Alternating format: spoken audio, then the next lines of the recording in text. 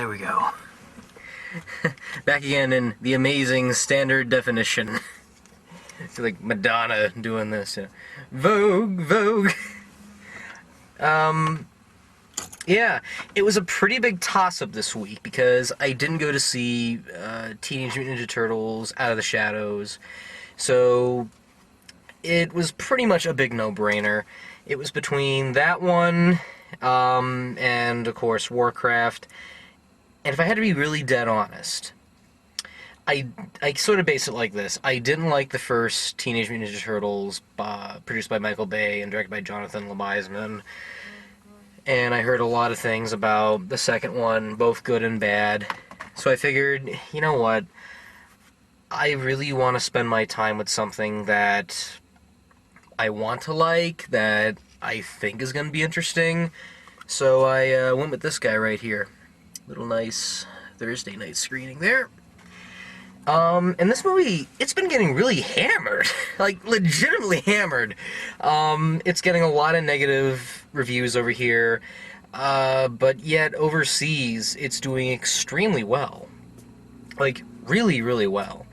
And it's not one of those movies that I expected to go in and enjoy. I kind of saw the trailers, like, it could be good, you know? It's a fantasy summer blockbuster movie. It could be, something interesting. So I went in, not really expecting too much. My expectations were extremely low. And I don't know if that's because it helped it, but I think I ended up enjoying this a little more than I thought. There's problems with this movie. Don't get me wrong. There are problems, which I'll get to in a second. But my expectations for this one were so low that I kind of chalked it off as enjoyable at best. Like, it's not a masterpiece. It's not meant to be a masterpiece in any respect. But for what it was, at the very least, it was just a run-of-the-mill, well-done film. Now, I want to bring up that I've not played the Warcraft games at all. I've not played any of the video games. So if I get any of these things wrong, if I don't know much about the whole universe in general, it's because I'm very unknown, other than the fact that it's called Warcraft, and when I was in high school, a bunch of kids played with it. Normally what they do at the end of the day, they'd have like these little LAN parties. And for those who don't know, LAN parties is where they would take these wireless modems and connect them into one super network, and they would all just sort of play it off of that. So my knowledge about Warcraft is minimal.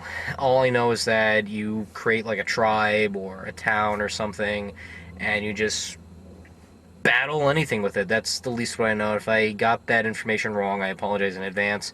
But that seems to be the basic gist of what Warcraft is. Different races, different creatures. Okay, something I can actually get into. So the whole premise for this movie is pretty much just these group of orcs in another dimension, I guess? Maybe another world? It's not really clear. It could be another planet, who knows? Apparently their planet is, and their whole race is dying, so they want to find another solution to live. So they craft this giant portal, and they go through it to a whole other world. And instead of trying to live off the land and survive, what do? They use their warlike tendencies to destroy the new world, and it turns out it's the war of the medieval human thingamabobs who see that they're ravaging the land and decide to try and put a stop to it and find out who brought them in there and all that sort of stuff.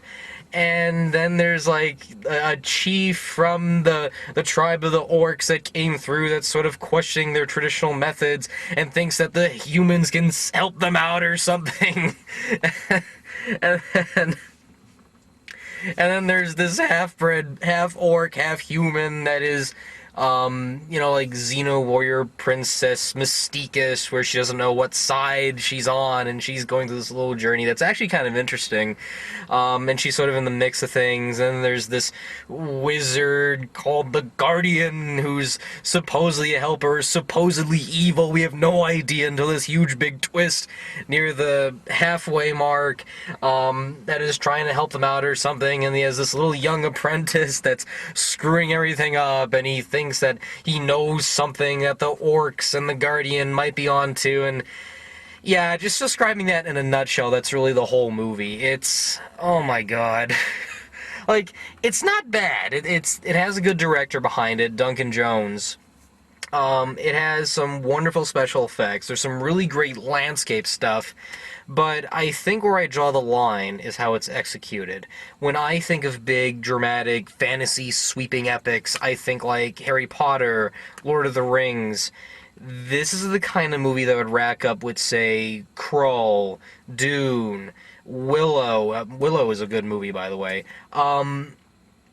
But what I believe is that this film has so much to offer, so much crammed in with a 2 hour span, that I fear it's going to lose audiences because it has too much going on. There's too much being shoved into it to make like this coherent blockbuster of a film.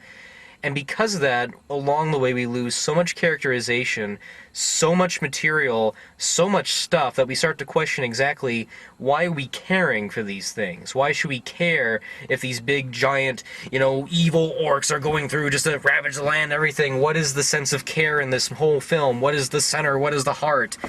And as far as video game adaptations go, I'd probably put it up there with maybe Mortal Kombat.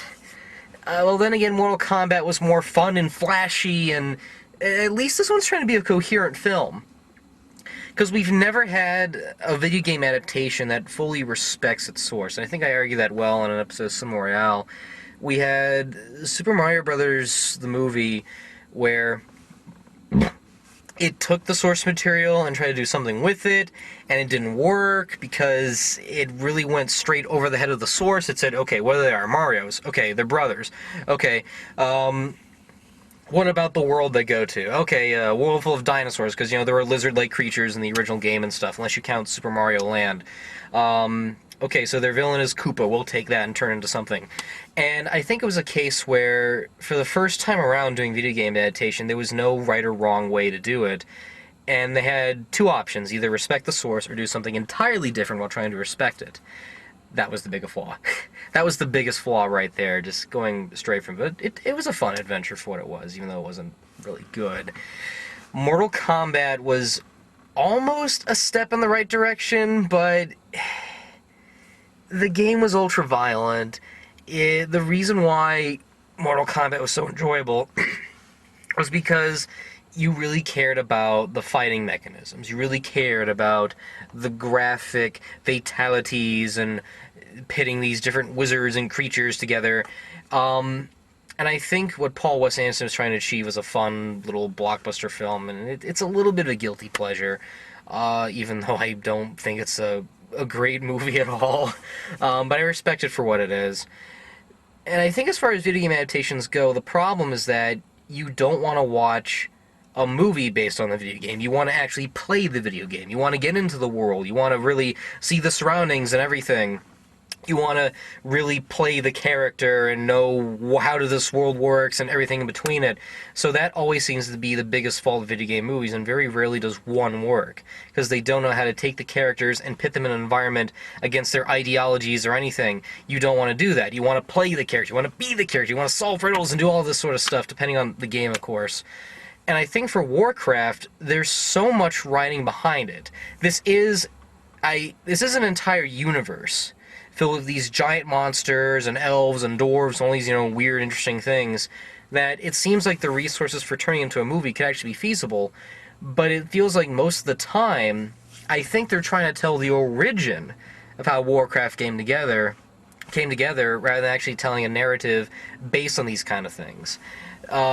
Most of the time you're really more focusing on the human and the orc characters and the battle between the two, and they do give reasons for why they want to go after each other, and you're left open not to take sides, but at least see the two clash.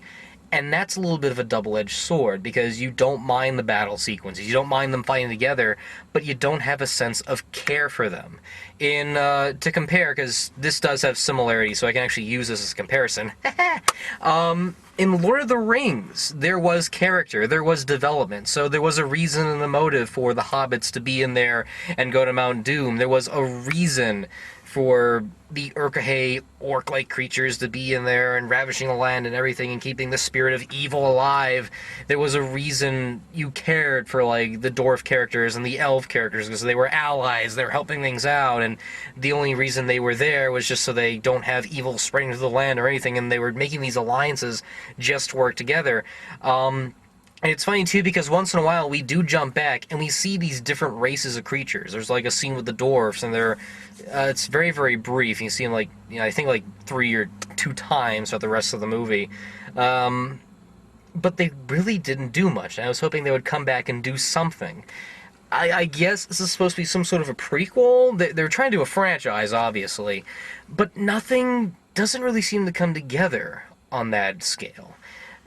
I feel like as if maybe if they dived a little more into the world, if they gave a little more breathing room to see what's going on and how does this world work, perhaps this would have been a more better and coherent film.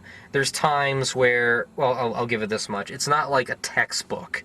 They're not developing things in a textbook kind of way. They're trying to make you understand the material, and it's either going to feel forced or it's going to be simplistic, and I'm glad they went the simplistic route when needed to. When it's overly complex, they can let visuals appear, and then they'll remind you, oh, this is this term from the game, so I gotta understand this kind of thing. This giant gate that works, all these captured people and stuff. The fact that the leader orc is like some powerful magician or something. I guess he's like a soothsayer, or, well, he doesn't really predict the future, but he's kind of like a wizard figure, and he uses the power of souls to take over or something.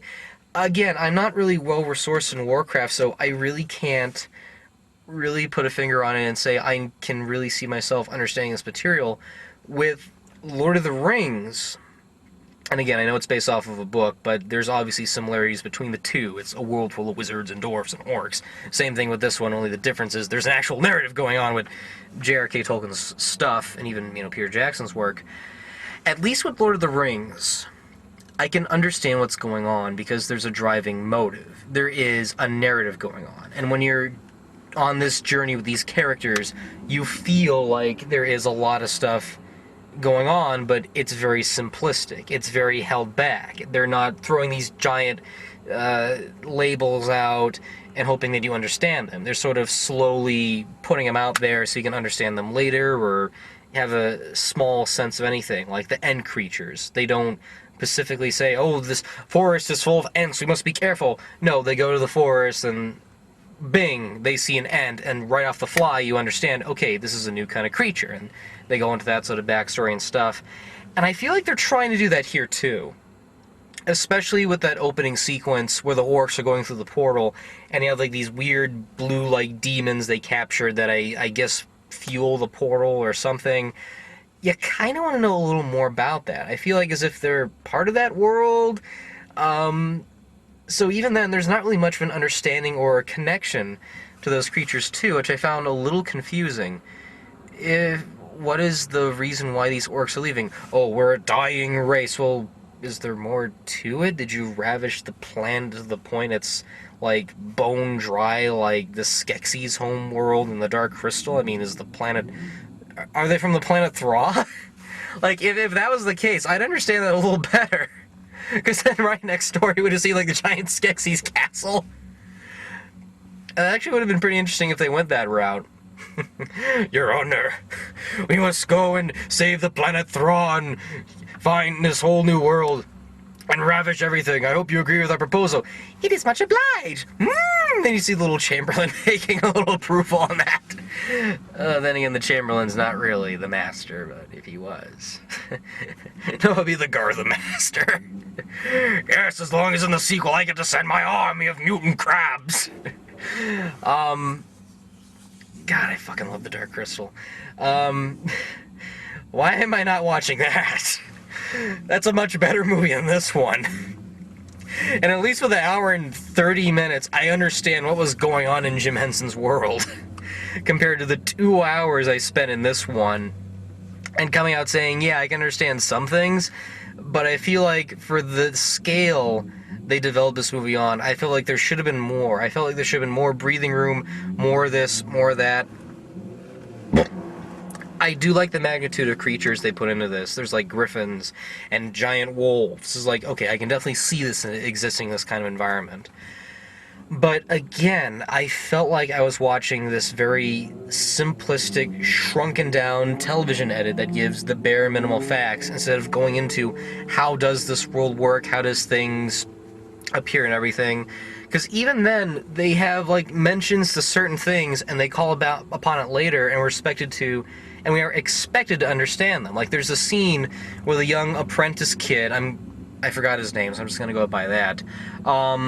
Where he's like learning the ways of the Force and everything, like this magical kind of thing, and he questions whether his master is doing wrong or good, and then he goes back to the Templar place or whatever, and he goes up the stairs, like this whole council of different sorcerers and wizards and stuff, and it's like, well, that wasn't established earlier.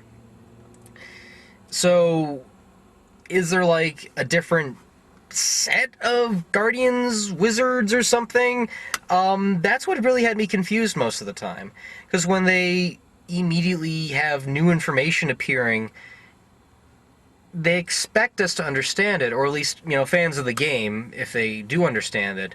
But it feels like for newcomers, they're going to be a little confused as to how this whole thing works. Are they the leaders of the world? Do they overlook things? Do they oversee things? That really seems to be the biggest problem with the film. It's the very simplified textbook variation. And it doesn't really seem to go that in depth with it. They throw it out there and they expect you to understand it, and you're either going to understand the bare minimum of how things work, or in a sense, you're just going to sit there and say, okay, I think I get this. I think I'll just skip the good things. If I'm going to stay here longer, the battery of this car is going to die, or something weirder is going to exist, so I think I'll just skip the good things. What did I like about this movie, aside from the bare minimum of a motive of a plot, and the fact that the universe seems to throw out real skimpy details on how things work? Well, for starters, I like the effects. I thought they were really great. I liked the motion capture on the orcs and everything. I especially liked at least a couple of the characters. The orc chief and how he's in between questioning tradition and whether he's doing the right thing or not doing the right thing. I thought that was actually pretty interesting. The fact that he has like a little family there is actually kind of cute. They did give at least a little simplicity to understand that he's confused and trying to figure things out. But again, at the same time, I felt like maybe there should have been more of a directive there. Like, there is the basics that he's trying to figure out if this is any good, bringing more into the world and ravishing the land and stuff, and realizing, oh no, I was wrong all along, this is actually destroying the planet, so now I guess we gotta side with these people and everything. And again, I did like the, Gronard is her name? I did like the half-human, half-orc character, though I do question how she got to that sort of state. I like how they kept the origin secret. I guess they're saving that for a supposed sequel. I like how she's in between the whole thing, trying to go against her race, but at the same time trying to find where she belongs and stuff. Because in that sort of predicament, it's like, okay, here I am, I'm with these very fierce people, and on the other side I have these other good guys, and what do I do? Do I keep on being with these people that are, you know, belonging to the fierce and ruthless, or should I actually side with the good? So there is that in play. So there's a little bit of a character arc going on with some characters, and for those things, I did like that. Without giving too much away of the ending, I did like how it went this dark route. I like how it ended on a sense where it's open to a sequel, but it doesn't feel too necessary. A little necessary, but at least it's on a hook that very few fantasy films do. And that's, without giving too much away, letting the bad guy get away with his plan, well, not entirely, of course, and just sort of letting there say, okay, there is hope, things will happen, some good will come to it. And in a sense, I do feel like that was actually pretty unexpected, because most fantasy movies have a big, you know, whimsical, happy, fun ending, and they wrap it all up and stuff. Here, they do leave it open for a sequel, but at the same time, they do it on a note that at least satisfies a few, or you're going to feel disappointed and realize, oh great, now we got to have another one. I think it worked, because why would you end it with the bad guy getting defeated? It doesn't need to end like that. Because you have also, too, the orcs, you know, trying to keep tradition, and this one that's all like, we don't have to be traditional, we don't have to keep tradition, we can do things differently and all that sort of stuff, I know, to death with tradition, and the fact that they honor this tradition of their ways and everything, their war barbarian, like even if they're barbarians, they still have this code to them that they stick with them. And the fact that if this one little person goes against the code, it is all-out war against this one person. I admire that. I admire the fact that you have these group of people that still stick to what they are, and if they go against it, they're going against what they represent. So that's fine. There's a sense of politics going on that's unique to look into. But as far as everything else goes, it's harmless. Like, just as I said, if you really want me to compare this, I would not put this against, say, Lord of the Rings. I'd probably put this more against, say, Dune, or Waterworld, or Krull, again, Willow, The Dark Crystal, films that are trying to be like this big, dramatic, sweeping epic, and it just comes out being okay. You admire the effort, you admire things that, you know, happened and existed, but in terms of a film to say is a must-see, I wouldn't really recommend it off the fly. I'd say if you're really curious, it's worth checking out in theaters. It's nice. There's some really good battle scenes. I'll be really honest. The battle scenes are actually pretty nice. Surprisingly gruesome for a PG-13, but I didn't mind it too much. It wasn't like, yeah, I'd probably put it on the same level as The Hobbit the more I think about it. That's how the battle scenes were. It was like, okay, there's a sense of brutality here. There's people dying. But the big difference is that there's a sense of care going on, because you really don't want to see these characters get killed off. Like, in this one, it's like, okay, one or two I care about, everyone else, fuck if I know.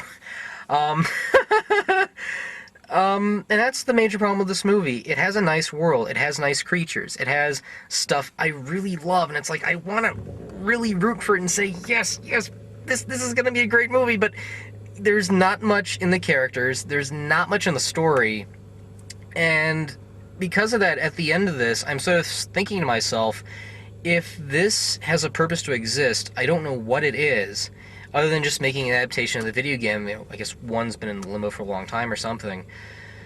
But if I had to be honest, I was glad I saw it. I was glad that I didn't come out, you know, storming angry or anything. For what it was, I enjoyed it, and I'm really gonna leave it like that. The only thing I did enjoy was seeing the Ghostbusters trailer in front of it. I feel like I'm really ragging on this movie. I'm really sorry.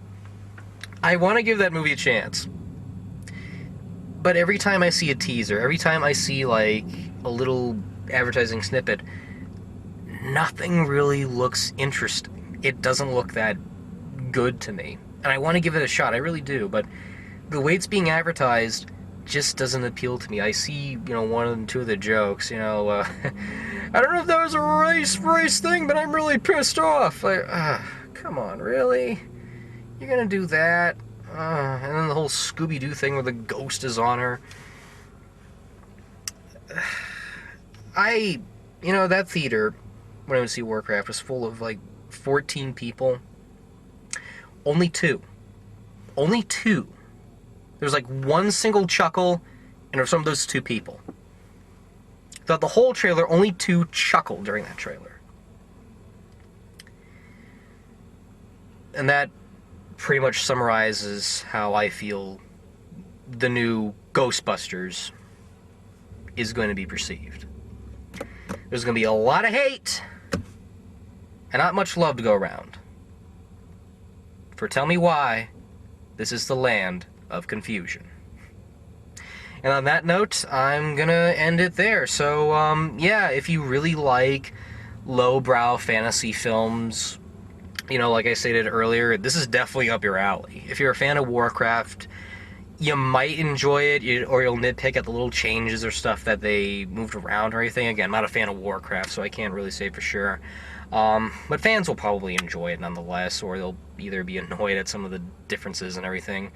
But for a simpleton moviegoer like myself, that, you know, appreciates fantasy and all that, you'll get a lot of nice things. You get a lot of amazing, dramatic, sweeping backgrounds and stuff, and some great creature effects and work. You know, the motion capture is actually pretty good. So you're going to get a lot of great stuff. But the one thing you won't have is substance. So if you're looking for something more, I'd say give this a rent, or, you know, see at the drive-in with a double feature with another movie. Because if you don't like Warcraft, or end up, or sorry, if you don't end up enjoying this movie and you're seeing it at the drive-ins, the very least you can do is look forward to the next feature. But yeah, those are my thoughts. Take it for what it is, and until then, all you have to say is keep gaming. I gotta come up with something better than that.